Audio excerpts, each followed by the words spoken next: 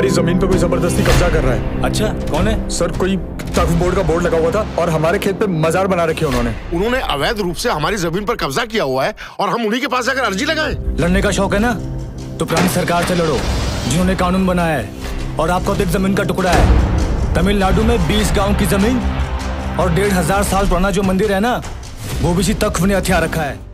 वक्फ board, जब भी ये नाम सुनने में आता है तो बीजेपी सांसद हरनाथ यादव की ये बात जरूर याद आती है कि वक्फ बोर्ड को देश का इस्लामीकरण करने के लिए एक हथियार के तौर पर इस्तेमाल किया जाता है। सिर्फ इतना ही नहीं, वक्फ इस पूरे देश को खोखला करने की वो जड़ है जिसे कांग्रेस ने बोया है। इस जड़ को इतनी गहराई तक बोया गया है कि इसे काटने के लिए देश की संसद से लेकर सुप्रीम कोर्ट तक में आवाज उठाई जा रही है। गौर करने वाली बात यह है कि दुनिया में 57 मुस्लिम देश हैं, लेकिन हिंदुस्तान को छोड़कर किसी देश में वक्फ जैसी कोई संस्था अस्तित्व में नहीं है। और एक बात माना जाता है कि इस्लाम 1400 साल पुराना पंथ है, लेकिन ये 1500 साल पुराने मंदिर पर कब्जा कर लेता है, हिंदुओं के पूरे गांव पर कब्जा कर लेता है। और हैरानी तब होती है जब पता चलता है कि संविधान में वक्फ नाम का कोई शब्द ही नहीं है। लेकिन ये देन है कांग्रेस के मुस्लिम तुष्टीकरण की, और इसी तुष्टीकरण के कारनामों का खुलासा करने के लिए एक फिल्म बनाई गई है जिसका नाम है आखिर पलायन कब तक। इस फिल्म में दिखाया गया है जिस जमीन पर आप पीढ़ियों से खेती करते आए हैं, कैसे उस जमीन पर रातों रात कब्जा कर लिया जाता है, हिंदुओं के 20 गांवों और 1500 साल पुराने मंदिर को हड़प लिया जाता है। एक बार इस फिल्म का टीजर देखिए, फिर आपको पूरी कहानी समझ आएगी।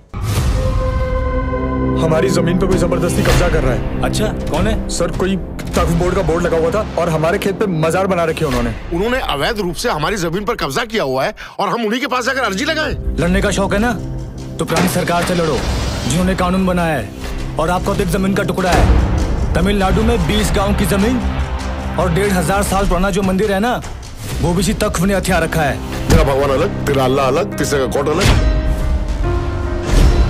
क्या चल रहा है? ये तमाशा चल रहा है।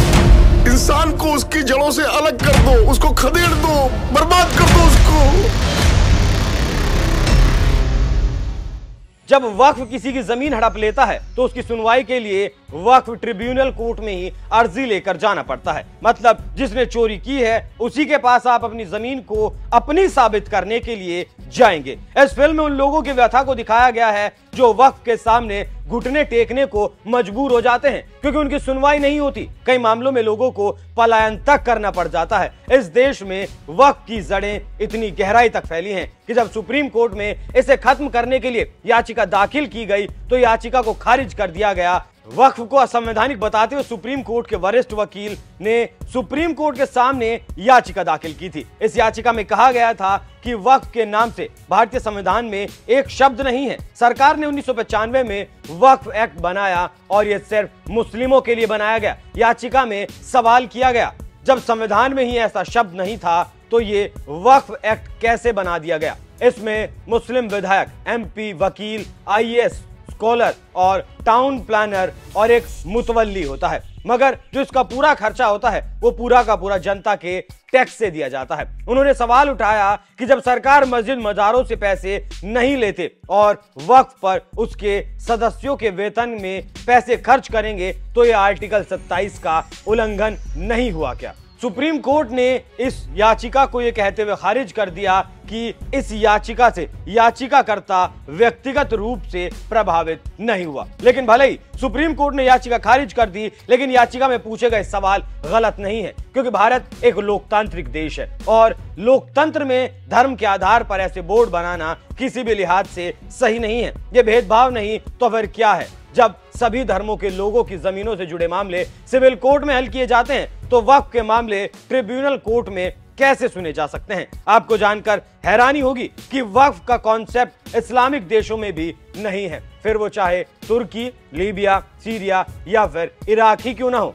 लेकिन भारत में सत्ता में बने रहने के लिए, मुस्लिमों की रहनुमाई करने के लिए, खुद को सबसे बड़ा रहनुमा दिखाने के चक्कर में आज ये हालात हैं कि रेलवे और सेना के बाद वक्फ तीसरा सबसे बड़ा जमींदार है। बल्कि जमींदार कहना गलत होगा, धार्मिक जमींदार है। मतलब समझते हैं, इस देश में जमींदारी तो खत्म हो गई, लेकिन कांग्रेस के तुष्टीकरण ने एक मजहबी जमींदार देश में पैदा कर दिया। और इस वक्फ के बूते, वक्फ के ठेकेदार सरकार को कर्जा देने की भी बात करते हैं। अब यहां आपका यह भी समझ लेना जरूरी है कि यह वक्फ आखिर होता क्या है।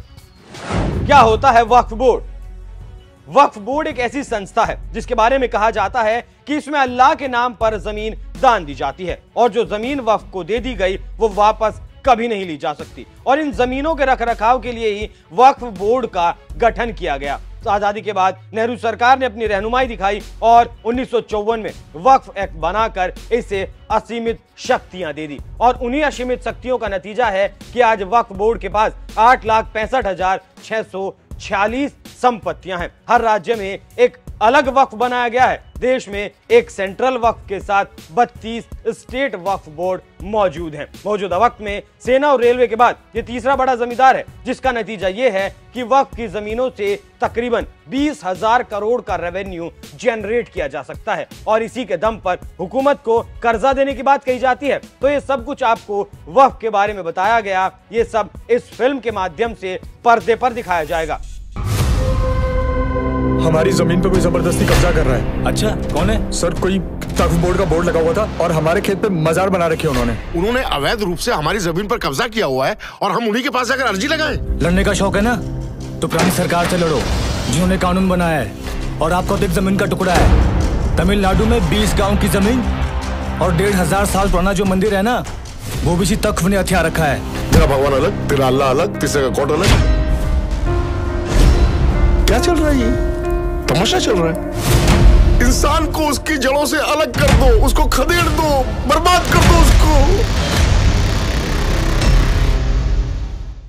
कि दान के नाम पर वक्फ कौन सा गंदा खेल खेल रहा है। वक्फ बोर्ड पर बनी इस फिल्म का टीजर आपको कैसा लगा, उस पर अपनी राय हमें कमेंट कर जरूर बताइएगा। नमस्कार।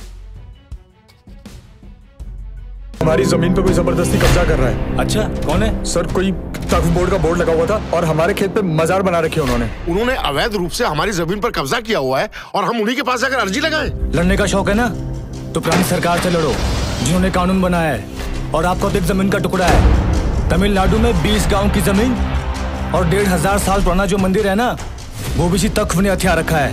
तेरा भगवान अलग, तेरा अल्लाह अलग, तीसरे का कोर्ट अलग। क्या चल रहा है? ये तमाशा चल रहा है। इंसान को उसकी जड़ों से अलग कर दो, उसको खदेड़ दो, बर्बाद कर दो उसको।